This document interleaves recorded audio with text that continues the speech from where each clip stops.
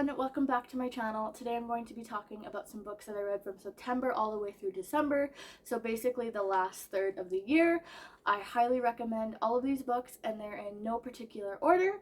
I'd also love to hear some of your recent reads, so make sure to comment those down below. I'm starting off with Murder, Motherhood, and Miraculous Grace by Debra Moerke. Debra and her husband Al have 5 children, and at this point in the book, 2 are no longer living at home, and they have fostered over 100 children. One day they got a call asking if they would like to foster a baby named Allie. They said yes, and they picked her up from the hospital and they met her mom, Karen. Department of Family Services later called and also asked if they would like to foster Karen's other 4 children that were also in foster care. Debra and Al said yes, and they were adjusting to their new life as a family of 10. These kids stayed with Debra and Al for 10.5 months, and then the judge immediately ordered them to go back home to Karen. There was no explanation as to why they were to go home, but immediately when they went home, Debra sensed that there was something very wrong. She did everything she could to let her concerns known, but nothing was done, and her worst fears came true. In the middle of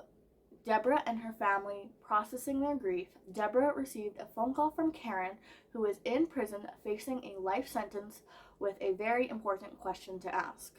Debra wrestles with whether she should forgive Karen, but she also struggles between knowing that God calls her to forgive, but also can't imagine forgiving something that the world would consider unforgivable. The Case for Faith by Lee Strobel. In this book, Lee studies the most persistent emotional objections to belief in God. He calls these the 8 heart barriers to faith.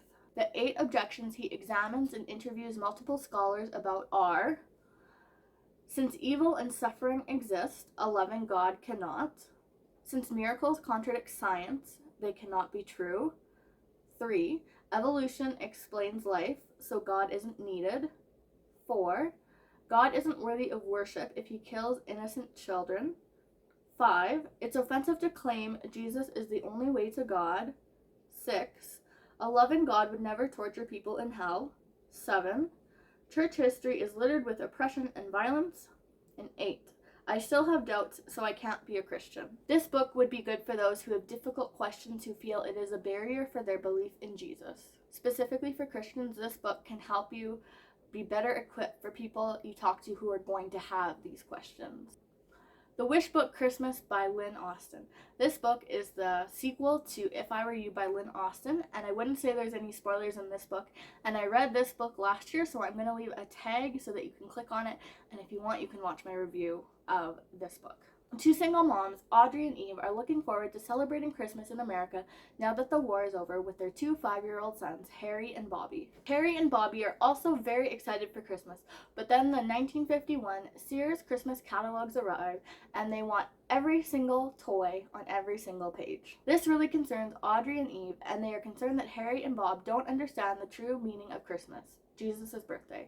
Audrey and Eve don't want their sons to become selfish and only think of themselves, so they come up with the idea of their sons being wise men and giving 3 gifts to people in need. This is not an easy thing for them to do, but throughout the story they realize how important it is to do what they are doing. But the one thing Harry and Bobby can't find in the 1951 Sears Christmas catalog is a dad, and they both would really like a dad. And so Audrey and Eve have to open themselves up to the possibility of marriage again, even though they think it might be too soon or that they are undeserving of love. Something I really loved about this Christmas story was that it was centered around giving, and it was so cool to see the progression of these 2 5-year-old little boys, and how at the beginning of the book they dreaded giving to people in need, to the end of the book now having gained this heart of giving and wanting to truly give to others and immediately looking for ways that they can give to others. I truly adored this heartwarming Christmas story. Before Your Memory Fades by Toshikazu Kawaguchi. This is the 3rd book in a series, and the first 2 books are Before the Coffee Gets Cold and Tales from the Cafe, and I read both of these last year, and I will also try to put a tag up above if you're interested in reading these reviews and seeing what these books are about. All 3 of the books can be read as standalone. In Tokyo, there is a cafe that has been brewing coffee for more than 100 years. But unlike any other coffee shop, this cafe allows you the ability to travel back in time or to the future. There are 4 time travelers in this book. A daughter who wants to travel back in time because she is holding a grudge at her parents for dying and leaving her alone at such a very young age. A famous person who wants to tell his deceased wife about an accomplishment. Someone who feels they can no longer be happy without their sister living. And the final person wants to profess their feelings of love to someone who is sick. But traveling back in time isn't as easy as it sounds. There are specific rules that you must follow, and with these rules come a specific consequence if you don't follow them. The rules are: nothing you do in the past will change the present. You can only meet someone in the past who has visited the cafe, and that's why it's very dangerous to go into the future, because you don't know if the person you're visiting in the future will have visited the cafe. You must sit in a specific seat, and you must wait until this specific seat is vacant, and it is only vacant once every 24 hours. You must stay in the seat you are sitting in, and once your coffee is poured, you must drink all of the coffee before it gets cold, or else you will die. I really loved each story that went back in time. The character developments were incredible. The characters learn so much, but as a reader, you learn just as much from reading their story. Everything in this book was so heartwarming, and the writing was phenomenal. Yesterday's Gone by Cindy Woodsmall and Aaron Woodsmall. Eliza Bottringer and Jesse Ebersole have fallen in love and they want to get married. However, there is a unwritten rule that these two families will be cursed if they get married. On the day of Eliza's wedding, her great aunt Rose gives her a quilt, and this quilt has the ability to travel back in time and change one thing about the past. Eliza really doesn't think much of it. A few years later, Eliza has had 3 children, but they all have died. Eliza finds out that she is unable to carry healthy children for genetic reasons. And if she would try for a 4th child, there is a possibility that this child would die as well. As Eliza is grieving the death of her 3rd child, she remembers the quilt. She decides that she's going to go back in time and reject Jesse's proposal so that she can be saved from all this heartbreak, because she thinks any life is better than the heartbreak that she and Jesse are experiencing right now. So Eliza uses this quilt to travel back in time, and now everything is different. The community is different because Jesse never did some of the things that he did in this new timeline that he did in the old timeline. Eliza's sister Ruth also met her husband at Eliza's wedding, but since Eliza rejected their proposal, Ruth never met this man. Also in the old time, Eliza's brother overcame his alcohol addiction with the help of his boss, but now Eliza's brother Ben is still an alcoholic because of Eliza's decision to change the past. Eliza's father is also now sick and dying. The list could go on. Now Eliza has to live in this present timeline that is much worse than the old timeline and wants to try to return to the old timeline before it is too late. I found this book had a really great perspective on how you view your life. Yes, Eliza went through something hard, but when she saw what the other option was going to be, she wanted her life back, because in the end she realized it was worth it despite all the pain she was facing, which I think can be a really great lesson for us. This book was really powerful and thought-provoking. It definitely reminded me that regardless of what I have walked through, that I wouldn't change it for anything, regardless of all the pain that I had to walk through to get where I am now. Adorned by Nancy DeMoss Wolgemuth. In this book, Nancy DeMoss specifically unpacks Titus chapter 2 verses 1 to 5 and verse 10, and more specifically what it means to be a Titus 2 woman. Titus 2 verses 1 to 5 and verse 10 says, "Teach what accords with sound doctrine. Older men are to be sober-minded, dignified, self-controlled, sound in faith, in love, and in steadfastness. Older women likewise are to be reverent in behavior, not slanderers or slaves to much wine. They are to teach what is good, and so train the young women to love their husbands and children, to be self-controlled, pure, working at home, kind, and submissive to their own husbands, but that the word of God may not be reviled, so that in everything they may adorn the doctrine of God our salvation." She takes apart each of the topics mentioned in these verses and how we can practically apply them to our lives. She makes it very applicable to the older woman and very applicable to the younger woman, and how the older woman and the younger woman should be intertwined in each other's lives. Every time I read a book written by Nancy DeMoss Wolgemuth, I come away with so much rich wisdom that I can apply to my life, and this book was no different. Know My Name by Chanel Miller. This is a memoir by Chanel Miller, but before she was known to the world as Chanel Miller, she was known to the world as Emily Doe. Chantal was the woman who was sexually assaulted by Brock Turner. Brock Turner was caught in the act of sexually assaulting her and was found unanimously guilty by 12 jurors on 3 separate charges. But despite all of that, the judge only sentenced him to 6 months in prison, which then became 3 months due to good behavior. This book follows Chanel prior to the assault, through the night the assault occurred, events that immediately happened after, and her years struggling through this event after in the court and also in her personal life. This was a very powerful book. More Than My Scars by Kechi Okwuchi.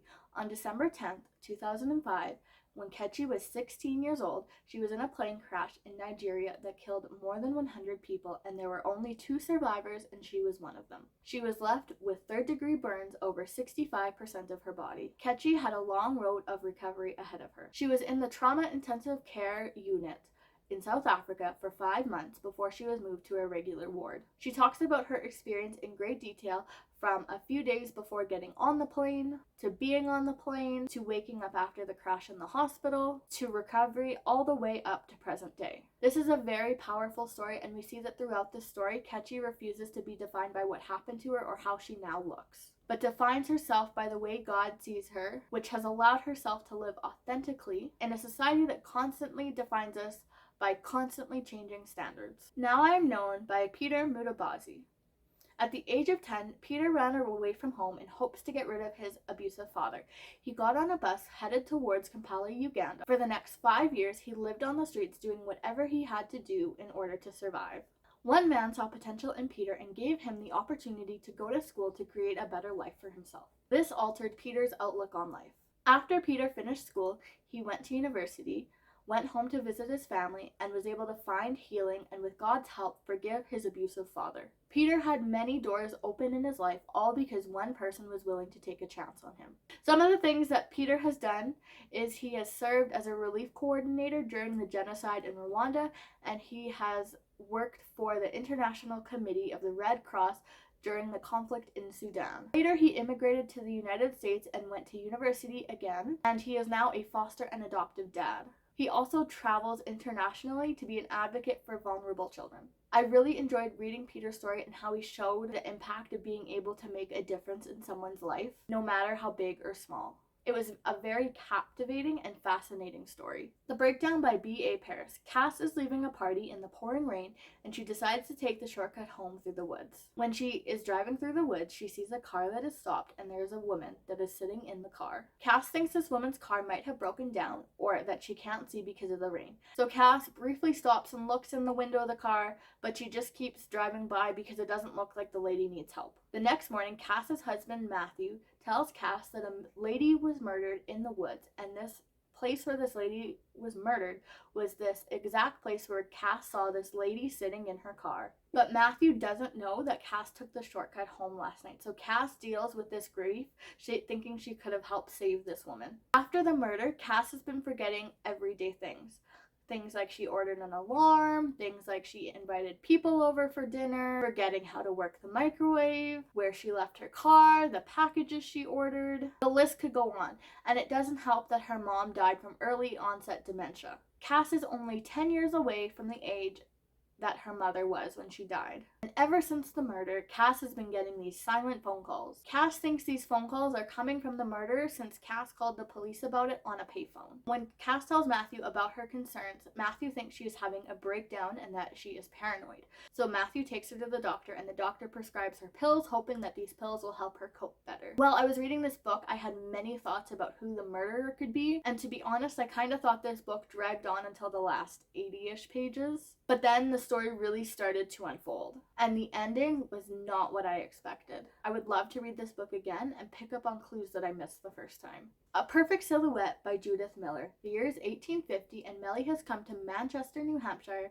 in search of a job at the mill. Her family has fallen on hard times, and her tutoring job back home wasn't enough money to support her family, so she has come in hopes to send more money home. Melly stays at a boarding house with 19 other girls and stays in a room with 4 other girls. All of these girls have struggles of their own, and some even try to blackmail Melly. Even though Melly is making a decent wage, just under $4 a week, she would like another job. So she goes to a photography shop and asks if she can be hired to do paper cuttings. They are much cheaper than regular photographs, which will hopefully bring people into the photography shop, and that they can buy something other than just these paper cuttings, which will help Melly and which will also help the photography store owner. Once the owner sees the work that Melly does, he agrees that Melly can come work every evening and do paper cuttings for 5 cents a paper cutting. Morgan Stark is the son of William Stark, who is the owner of the mills. Morgan has just returned home from his schooling to become an engineer, and his father wants him to take over the business of the mills. But before Morgan agrees to do that, he wants to go undercover at the mills to work to see how he can improve the conditions of the mill. He will go by the name William Morgan so that no one can easily put it together that he is the son of the owner. His parents are a bit hesitant to let him do this, but they eventually both agree to it. One evening when Melly is doing her paper cuttings, Morgan walks in and admires her paper cuttings. He also becomes quite fond of Melly and offers to walk her home. But Melly doesn't want anyone to think they are keeping company with each other, so she does not allow him to walk her home. But Morgan then says that he will walk behind her from a distance so that nothing bad happens to her. Morgan comes into the shop night after night, and slowly Morgan and Melly begin to fall in love. However, Melly knows Morgan as William Morgan, not Morgan Stark. And one evening, everything that Morgan has been hiding from her comes out into the open. Melly isn't sure that she will ever be able to trust Morgan again. I really enjoyed this book. I had never heard about paper cutting before, so I actually had to end up looking it up, and I found a really good website, so I'm going to leave that down in the description. But if you don't want to look at the link, I'll just leave a picture right here of what a paper cutting looks like. It was also really interesting to see how the author tried to keep her writing within the time period and not just use words that we're familiar with. One example would be that the girls in the boarding house wanted to check their hair in the looking glass. Wrong Place, Wrong Time by Gillian McAllister. Wrong Place, Wrong Time by Gillian McAllister. Jen is up late one night and sees her son Todd kill someone right outside their house. The police come and her son is charged with murder, and Jen and Kelly, her husband's life, begin to fall apart. Todd even admitted that he stabbed the guy, so the case should technically be closed. However, when Jen goes to sleep that night, the next day when she wakes up, she realizes that she is traveling back in time. Each time when Jen wakes up in the past, she learns new facts and events about Todd and Kelly. She hopes that by learning about these new facts and events that this will be able to help her stop the crime. But she has no idea when she will ever return to the present day again. I found the concept of this book really interesting, but it just went on forever and ever. Getting through the whole book, I can see why they did that now.